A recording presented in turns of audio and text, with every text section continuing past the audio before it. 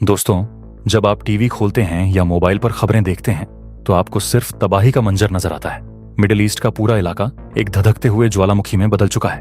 America, Israel और Iran के बीच तनाव इस कदर बढ़ गया है, ड्रोनों के खौफनाक हमले और शहरों के मलबे में तब्दील होने की खबरें आ रही हैं।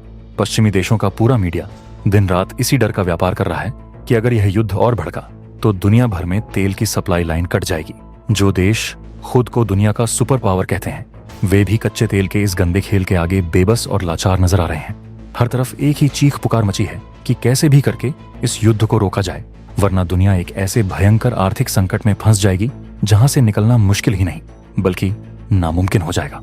लेकिन दोस्तों, इसी भारी शोर शराबे, वैश्विक घबराहट और विदेशी नेताओं की चीख पुकार के बीच हमारे भारत के दक्षिणी छोर पर एक ऐसी खामोश क्रांति ने जन्म लिया है जिसने दुनिया के पावर बैलेंस की पूरी कहानी को ही पलट कर रख दिया है। दरअसल तमिलनाडु के कलपक्कम में हमारे स्वदेशी वैज्ञानिकों ने एक ऐसा तकनीक बना ली है जो आने वाली कई सदियों तक हमारे देश को कभी अंधेरे में नहीं डूबने देगा। ऊर्जा के क्षेत्र में भारत ने कामयाबी का ऐसा झंडा गाड़ा है कि चीन और अमेरिका बस आंखें फाड़कर देखते ही रह गए हैं। भारत ने एक ऐसा कारनामा कर दिखाया है जिससे अब भारत के लोगों को आने वाले 400 साल तक फ्री बिजली मिलेगी। लेकिन दोस्तों, ये सब हो पाया है तो सिर्फ और सिर्फ हमारे वैज्ञानिकों के अथक प्रयासों के बदौलत। इसलिए दोस्तों, हमारे वैज्ञानिकों के सपोर्ट में इस वीडियो को अभी लाइक करें और कमेंट बॉक्स में पूरे जोश के साथ जय हिंद लिखें। याद रहे, जय हिंद कहना हम सब के लिए गर्व की बात है। दरअसल दोस्तों, भारत ने जो बनाया है वह कोई आम बिजली घर नहीं चालू हुआ है, बल्कि भारत के परमाणु कार्यक्रम ने एक ऐसी विशाल और असंभव सी लगने वाली छलांग लगाई है जिसके बारे में पश्चिमी देश सिर्फ सपने ही देखते रह गए। हमने फास्ट ब्रीडर रिएक्टर की उस रहस्यमयी तकनीक को पूरी तरह से अपने काबू में कर लिया है जो दुनिया भर के बड़े बड़े वैज्ञानिकों के लिए आज भी एक न सुलझने वाली पहेली बनी हुई है। जब हम फास्ट ब्रीडर रिएक्टर की बात करते हैं तो बड़े बड़े विदेशी इंजीनियरों को भी पसीना आ जाता है। ये कोई साधारण जनरेटर या कोयले से चलने वाली भट्टी नहीं है। इसे आप विज्ञान का एक ऐसा करिश्मा मान सकते हैं जो प्रकृति के नियमों को भी सीधे तौर पर चुनौती देता हुआ नजर आता है। इसे बिल्कुल आम बोलचाल की भाषा में और एक आसान उदाहरण से समझिए। मान लीजिए आप शोरूम से एक नई शानदार गाड़ी खरीद कर लाते हैं। आप उसमें अपनी जेब से पैसे खर्च करके 10 लीटर पेट्रोल डलवाते हैं और एक लंबे सफर पर निकल जाते हैं। जब आप अपनी मंजिल पर पहुंचते हैं और गाड़ी रोककर टंकी चेक करते हैं तो आपको पता चलता है कि उस टंकी में पेट्रोल खत्म होने के बजाय 12 लीटर हो गया है। अब आप कहेंगे कि यह तो कोई पागलपन वाली बात है, ऐसा असल जिंदगी में कैसे हो सकता है? कोई मशीन जितना खाती है उससे ज्यादा कैसे उगल सकती है? लेकिन मेरे दोस्तों, भारत के इस नए परमाणु रिएक्टर ने ठीक यही नामुमकिन काम सच में करके दिखा दिया है। ये रिएक्टर अपने अंदर जो ईंधन जलाता है, जलने के बाद जो राख या कचरा बचता है, ये मशीन उस कचरे को वापस एक नए और पहले से भी ज्यादा ताकतवर ईंधन में बदल देती है। मतलब ये भट्टी जितना ईंधन खाती है उससे कहीं ज्यादा नया ईंधन पैदा कर देती है। यह एक ऐसा न रुकने वाला चक्र है जो खुद को ही ताकत देता रहता है। लेकिन दोस्तों, इस जादुई मशीन को बनाना कोई बच्चों का खेल नहीं था। इसमें सबसे बड़ा पेंच और सबसे बड़ा खतरा इसे ठंडा रखने की तकनीक में छिपा था। आमतौर पर दुनिया में जो साधारण परमाणु रिएक्टर होते हैं उन्हें ठंडा करने के लिए पानी का इस्तेमाल किया जाता है, लेकिन इस फास्ट ब्रीडर भट्टी के अंदर का तापमान और रेडिएशन इतना खतरनाक और भयंकर होता है कि वहां पानी बिल्कुल काम नहीं आता। इसे ठंडा रखने के लिए तरल सोडियम यानी लिक्विड सोडियम का इस्तेमाल किया जाता है। अब यह लिक्विड सोडियम कोई आम चीज नहीं है। यह एक ऐसा खूंखार, जानलेवा और अस्थिर रसायन है कि अगर गलती से भी इसे हवा लग जाए या पानी की एक छोटी सी बूंद भी इससे टकरा जाए तो यह ऐसा भीषण और खौफनाक धमाका करता है कि सब कुछ जलकर खाक हो जाए। अमेरिका, फ्रांस और जापान जैसे सुपर पावर देशों ने भी एक समय पर इस तकनीक पर काम शुरू किया था, लेकिन जब उन्होंने इस लिक्विड सोडियम के खौफ और इसके खतरों को करीब से देखा तो वे डर के मारे अपने प्रोजेक्ट बंद करके भाग खड़े हुए। उन्हें लगा कि इतने बड़े खतरे को पाले रखना बेवकूफी है। लेकिन हमारे देश के जांबाज इंजीनियरों ने इस मौत के खेल को न सिर्फ गहराई से समझा बल्कि इस उबलते हुए सोडियम को हजारों पाइपों के जाल में इतने सुरक्षित तरीके से दौड़ाकर बिजली पैदा करने का वो जुगाड़ सेट कर दिया जिसे देखकर आज पूरी दुनिया हैरान है। विदेशी ताकतें यह सोच भी नहीं पा रही हैं कि जिस खतरे से वो दुम दबाकर भाग गए थे उसे भारतीयों ने अपनी उंगलियों पर कैसे नचा लिया। ये रिएक्टर हमारे आत्मविश्वास की वो दहाड़ है जिसने यह साबित कर दिया है कि इंजीनियरिंग और विज्ञान के मामले में हमारा कोई सानी नहीं है। अब इस महाखेल का सबसे रोमांचक हिस्सा समझिए जो सीधा हमारे देश की मिट्टी और हमारे भविष्य से जुड़ा हुआ है। आखिर हमें इस खतरनाक और जटिल फास्ट ब्रीडर रिएक्टर की इतनी सख्त जरूरत क्यों पड़ गई? हम भी तो दुनिया की तरह आम रिएक्टर से काम चला सकते थे। इसका जवाब छिपा है हमारी भौगोलिक स्थिति और प्रकृति के उस वरदान में जो सिर्फ और सिर्फ भारत को मिला है। आप अक्सर सुनते होंगे कि दुनिया भर के देश यूरेनियम के लिए लड़ते रहते हैं। हमारे पास यूरेनियम नाम का ये ईंधन बहुत ही कम मात्रा में है। हमें इसके लिए हमेशा कजाकिस्तान, ऑस्ट्रेलिया या कनाडा जैसे देशों के सामने मिन्नतें करनी पड़ती थीं, उनकी शर्तें माननी पड़ती थीं। लेकिन कुदरत ने हमारे साथ कोई नाइंसाफी नहीं की है। भले ही हमारे पास यूरेनियम नहीं है, लेकिन भारत के समुद्री तटों पर, खासकर केरल से लेकर तमिलनाडु तक की रेत में थोरियम नाम के खजाने का इतना बड़ा और विशाल भंडार दबा पड़ा है जिसका कोई मुकाबला नहीं है। पूरी दुनिया में सबसे ज्यादा थोरियम हमारे ही देश भारत में है। अगर हम इस थोरियम का सही से इस्तेमाल कर लें तो हमारे पास इतनी अथाह ऊर्जा होगी कि हम आने वाले कई 100 सालों तक पूरे देश को 24 घंटे जगमग रख सकते हैं। लेकिन थोरियम के साथ एक बहुत बड़ी दिक्कत है। यह एक ऐसा जिद्दी और डीठ किस्म का पत्थर है जिसे आप सीधे किसी भट्टी में डालकर जला नहीं सकते। थोरियम को ऊर्जा में बदलने के लिए एक खास तरह के माहौल और ट्रिगर की जरूरत होती है। और मेरे दोस्तों, कल्पक्कम का यह नया रिएक्टर असल में वही ट्रिगर है, वही मास्टर चाबी है जो इस थोरियम के खजाने का ताला खोलेगी। हमारे महान वैज्ञानिक डॉक्टर होमी जहांगीर भाभा ने दशकों पहले जो 3 चरणों वाले परमाणु कार्यक्रम का सपना देखा था, यह रिएक्टर उसी का दूसरा और सबसे मुश्किल चरण है। जब यह रिएक्टर अपनी पूरी रफ्तार से काम करने लगेगा तो यह धीरे धीरे हमारे उस विशाल थोरियम भंडार को एक ऐसे ईंधन में बदलना शुरू कर देगा जिसे हम सीधे इस्तेमाल कर सकेंगे। यही वो मास्टर स्ट्रोक है जिससे अमेरिका और चीन की रातों की नींद हराम हो गई है। उन्हें पता चल गया है कि जिस दिन भारत ने अपने थोरियम को जलाना सीख लिया, उस दिन से भारत को दुनिया की कोई भी ताकत आगे बढ़ने से नहीं रोक पाएगी। हमें न तो अरब देशों के कच्चे तेल की जरूरत पड़ेगी, न रूस की गैस की परवाह होगी, और न ही पश्चिमी देशों की किसी पाबंदी का कोई असर होगा।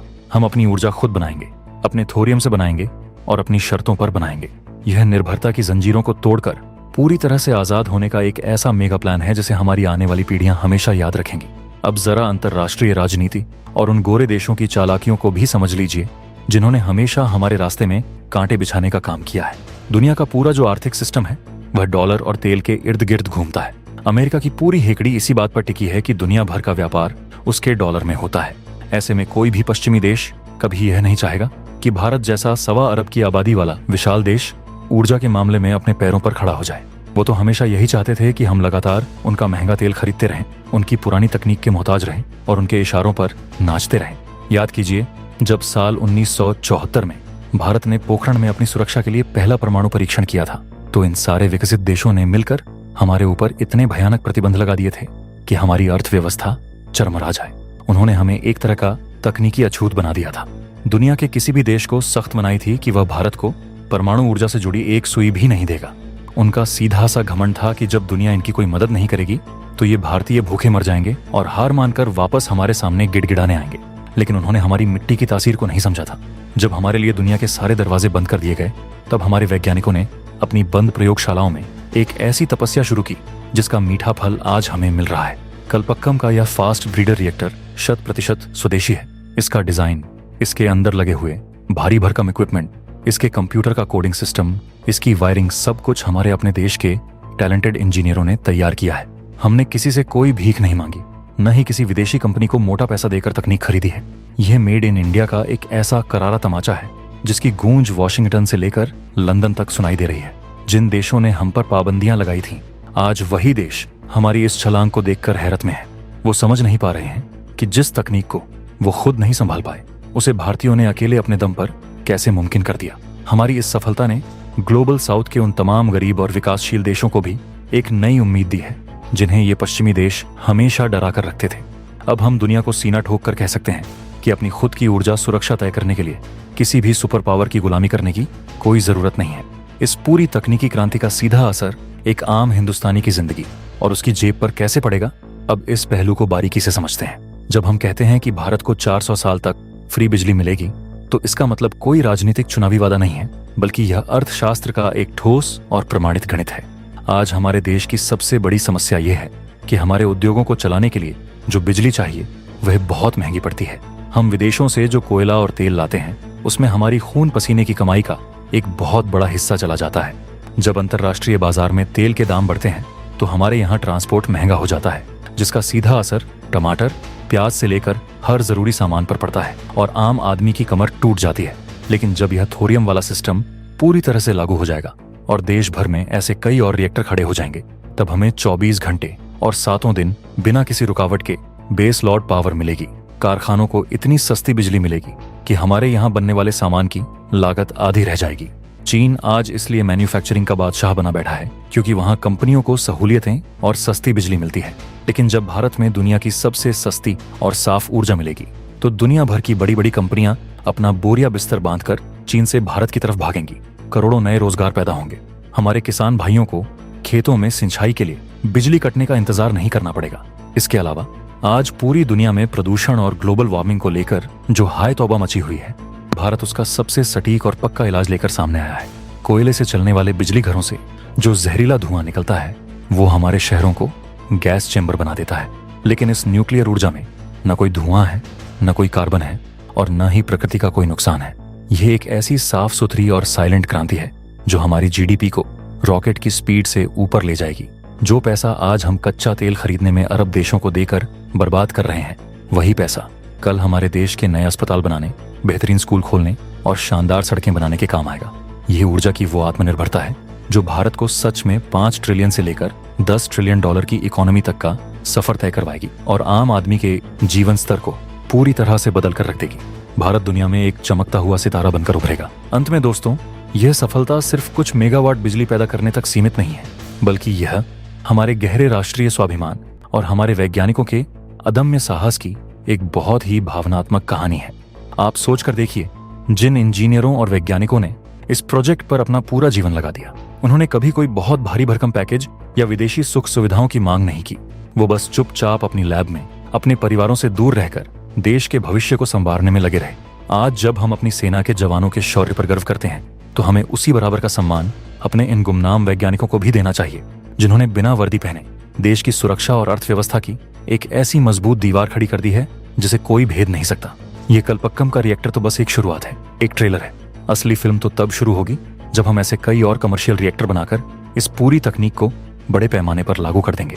वो दिन हमारे इतिहास का सबसे सुनहरा दिन होगा जब हमारे अपने थोरियम से बनी बिजली से पूरा भारत रोशन होगा। हम सिर्फ अपनी जरूरत पूरी नहीं करेंगे, बल्कि वह वक्त भी बहुत जल्द आएगा जब भारत दुनिया के दूसरे देशों को बिजली बेचेगा। हमारा देश ऊर्जा का आयातक नहीं, बल्कि ऊर्जा का एक बहुत बड़ा निर्यातक बनकर उभरेगा। हमारी यह स्वदेशी ताकत पूरी दुनिया को यह साफ संदेश दे रही है कि हम वो नया भारत हैं जो न तो किसी के आगे झुकता है और न ही किसी के दबाव में आता है। हम अपनी शर्तें खुद तय करते हैं और अपना रास्ता खुद बनाते हैं। पश्चिमी देशों की तमाम चालबाजियों और मिडिल ईस्ट के युद्ध के सायों के बीच भारत ने अपनी ऊर्जा का जो यह नया सूरज उगाया है, वह हमारी आने वाली पीढ़ियों के लिए एक ऐसी अनमोल विरासत है जिस पर हम सब हमेशा गर्व करेंगे। यह विश्व गुरु बनने की दिशा में उठाया गया वो सबसे ठोस कदम है जिसने दुनिया के पावर सेंटर को पश्चिम से खींचकर भारत की तरफ मोड़ दिया है। इस शानदार उपलब्धि पर हर हिंदुस्तानी का सीना चौड़ा होना चाहिए। दोस्तों, आपको क्या लगता है, क्या भारत आने वाले समय में ऊर्जा के मामले में चीन और अमेरिका को पूरी तरह पछाड़ देगा? अपनी राय कमेंट में जरूर बताएं। इस वीडियो को ज्यादा से ज्यादा शेयर करें ताकि हर भारतीय को अपने देश की इस ताकत का पता चले। मिलते हैं अगले वीडियो में एक और गर्व से भरी खबर के साथ। तब तक के लिए जय हिंद, जय भारत।